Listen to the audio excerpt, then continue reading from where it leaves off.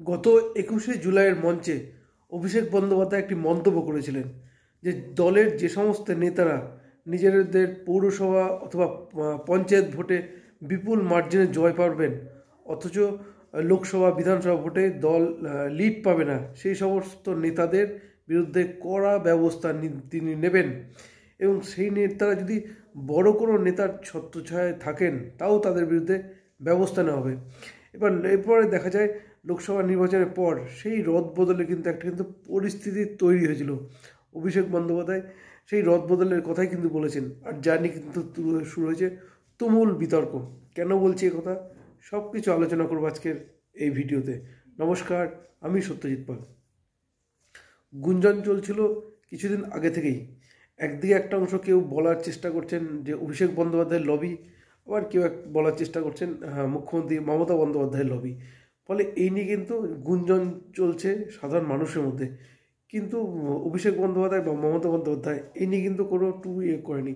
তার কারণ অভিষেক বন্দ্যোপাধ্যায় সবসময় বলেছেন তার নেত্রী মুখ্যমন্ত্রী মমতা বন্দ্যোপাধ্যায়, সুতরাং এদিকে কোনো দ্বিমত নেই, তার প্রতি শ্রদ্ধা সমস্ত কিছু রয়েছে। কিন্তু নিচু স্তরে কোথাও যেন একটা বিভ্রান্তকর পরিস্থিতি তৈরি হয়েছে।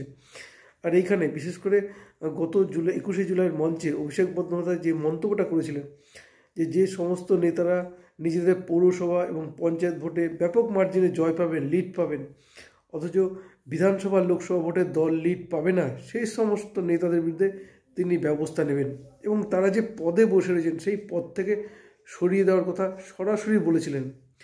এবং সেই নেতা যদি বড় কোনো নেতার ছত্রছায়ায় থাকেন তাও তাদের রেয়াত করা হবে না, এমনটাই কিন্তু কড়া হুঁশিয়ারি দিয়েছিলেন তৃণমূল কংগ্রেসের সর্বভারতীয় সাধারণ সম্পাদক অভিষেক বন্দ্যোপাধ্যায়।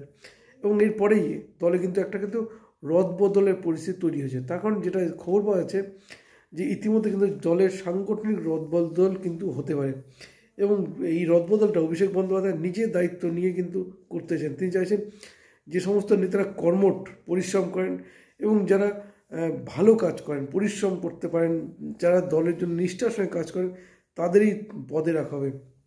পাশাপাশি তিনি এও ব্যাখ্যা দেন যে যে গাছ ফল দিতে পারে সেই গাছেই লালন পালন করে, এইরকমই কিন্তু মন্তব্য করেন। ফলে একদিকে কিন্তু সুরে গুঞ্জন। তার কারণ জেলার বহু নেতা বিভিন্ন স্তরে বিভিন্ন পদে রয়েছেন, অনেকেই কিন্তু মুখ্যমন্ত্রী মমতা বন্দ্যোপাধ্যায়ের ঘনিষ্ঠ।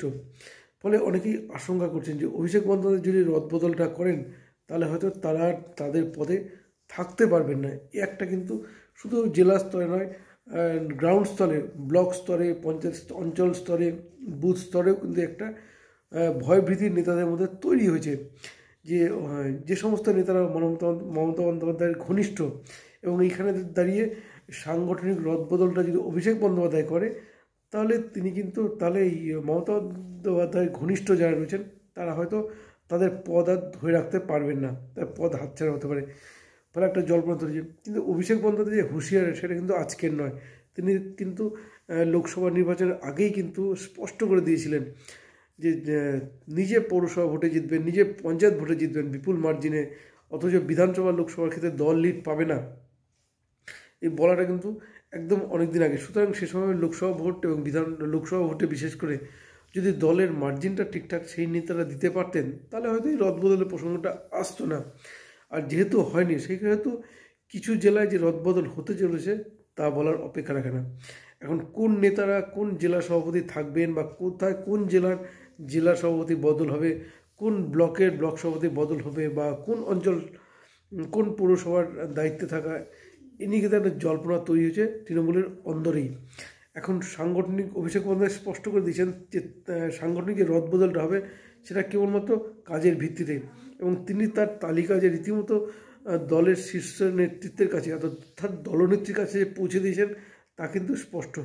এখন দেখতে হবে যে অভিষেক বন্দ্যোপাধ্যায় যে তালিকায় দিয়েছেন তাদের বিভিন্ন পদে থাকা কোন নেতারা বাদ পড়তে চলেছেন বা তাদের জায়গায় নতুন কোন কোন নেতারা আসতে চলেছেন। এইটা কিন্তু শুরু হয়েছে চর্চা এই নিয়ে। অনেকেই আশায় বুক বাঁধছেন, যারা অভিষেক বন্দ্যোপাধ্যায় ঘনিষ্ঠ তারা বিভিন্ন পদ পাওয়ার জন্য, আবার যারা মমতা বন্দ্যোপাধ্যায় ঘনিষ্ঠ বিভিন্ন পদে রয়েছেন তারা পদ হারানোর আশঙ্কায় রয়েছেন। ফলে একটা কিন্তু ডামাডোলের পরিস্থিতি কিন্তু তৈরি হয়েছে দলের মধ্যে। এবং ইতিমধ্যে আমরা জানি ডায়মন্ড হারবারে যে স্বাস্থ্য বিষয়ে একটা কর্মসূচি নিয়েছেন অভিষেক বন্দ্যোপাধ্যায়, বিশেষ করে নিজের লোকসভা কেন্দ্র, এবং সেখানে গিয়ে তিনি স্পষ্টই করে দিয়েছেন যে দলের রদবদল কিন্তু হতে চলেছে। এখন কবে হয় সেদিকে নজর থাকবে, কারণ তিনি এও বলেছেন যে সামনে পুজো টুজো গেল, পুজো থাকার জন্য হয়নি, কিন্তু আগামীতে কিন্তু রদবদল হবে। ফলে একটা কিন্তু বিরাট সম্ভাবনা শুরু হয়েছে গোটা রাজ্য জুড়েই। তৃণমূল কংগ্রেসের একাংশ যেমন আশঙ্কায় ভুগছেন, আর এক অংশ কিন্তু আশায় বুক বাঁধছেন বিভিন্ন পদ পাওয়ার জন্য। এখন দেখা যাক এই রদবদলটা কি আদৌ হয়, নাকি যেমন সংগঠন হয়েছে তেমনই থাকবে, বা রদবদল হলে কোন নেতাদের শিখিয়ে ছেড়ে বা কোন নেতারা তারা পদ হারিয়ে ফেলেন, সেদিকে আমাদের নজর থাকবে। নজর রাখতে হবে আরেকটা দিকে, যে এই যে শুধু কি সাংগঠনিক স্তরেই রদবদলটা, কারণ অভিষেক বন্দ্যোপাধ্যায় তিনি বলেছেন তিনি সংগঠনটা দেখতে চান। ফলে এখানে কিন্তু রদবদলটা কিন্তু যে হতে চলেছে তাই কিন্তু মনে হচ্ছে।